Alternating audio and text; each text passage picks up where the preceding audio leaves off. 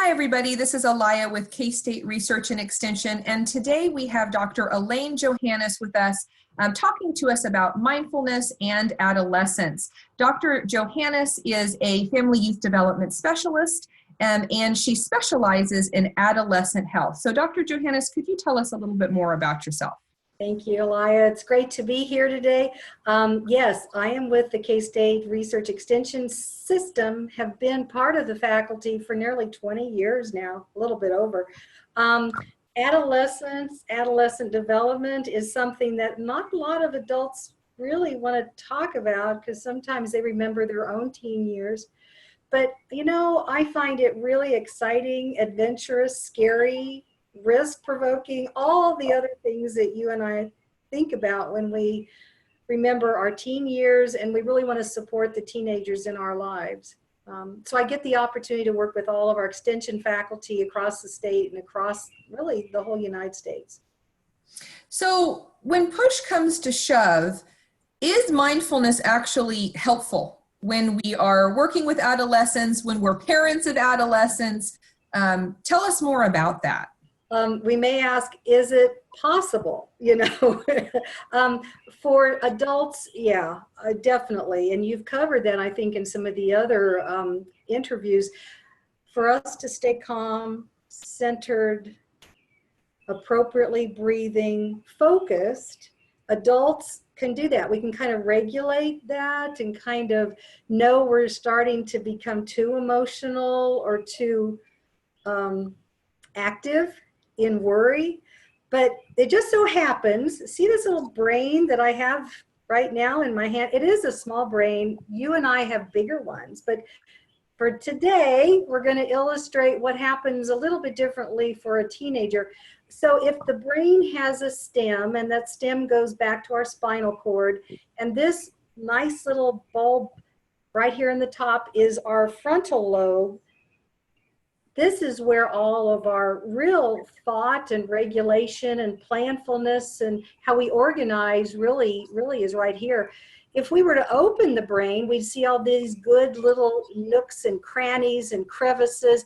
And inside here, Alaya, it's colored. Our brain is not that if we were to open it up. It doesn't have names on it, but this is for the, you know, for the video. The amygdala and all of this like middle part of the brain, this is the dinosaur part, this is the intelligence part, but the middle part is where sometimes our teenagers are operating from.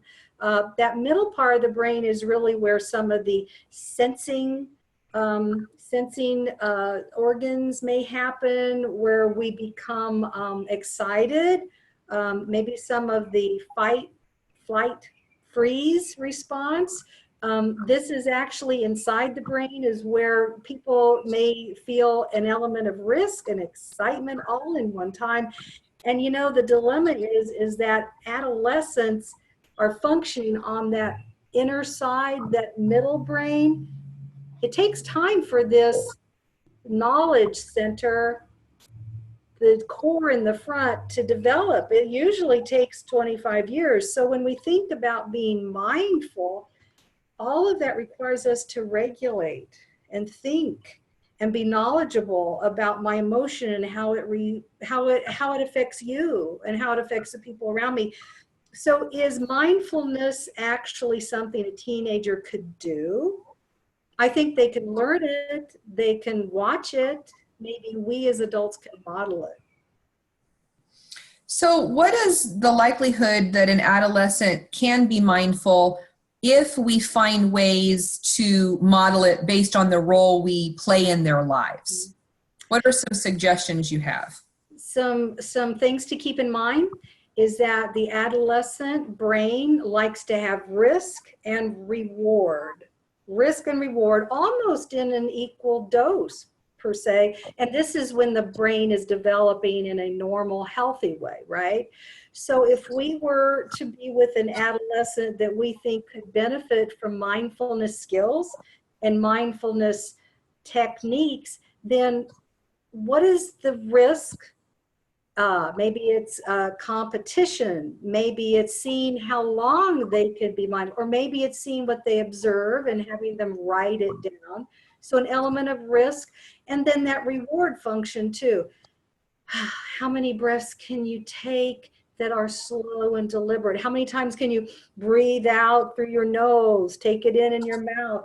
How many birds can you hear when you're outside quiet? So an element of risk and reward, but you know, you don't want to keep belaboring it, and you don't want to keep it going for a long period of time, because usually then the teenager becomes bored and then they start wanting to do other things. And then I, as a parent, may get a little anxious and expecting that teenager to be appreciative of me teaching them mindfulness. So we don't want to have an argument around it. We want to acknowledge the fact that teenagers learn mindfulness from us.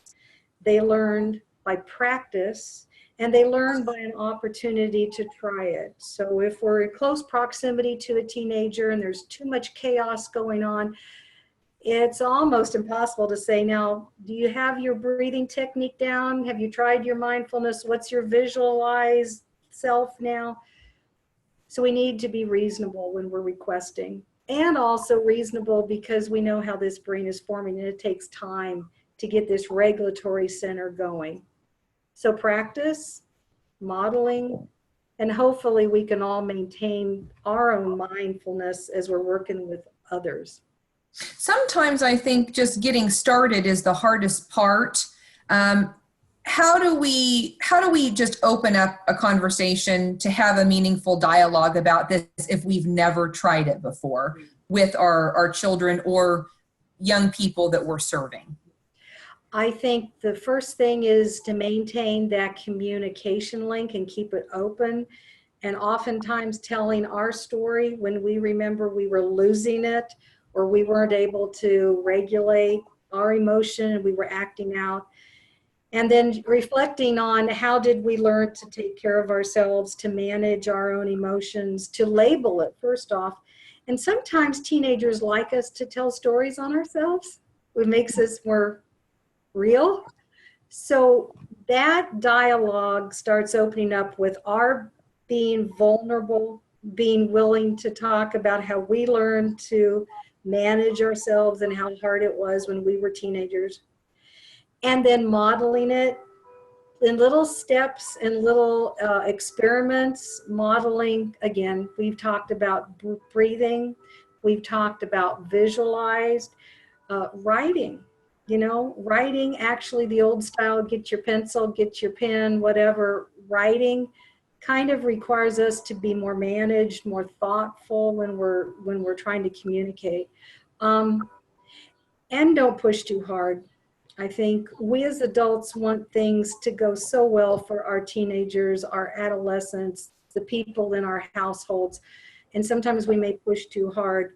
It'll happen. People will start to recognize their own emotion, manage their own stress, regulate how they act if they're around good models and that they have the opportunity to practice it.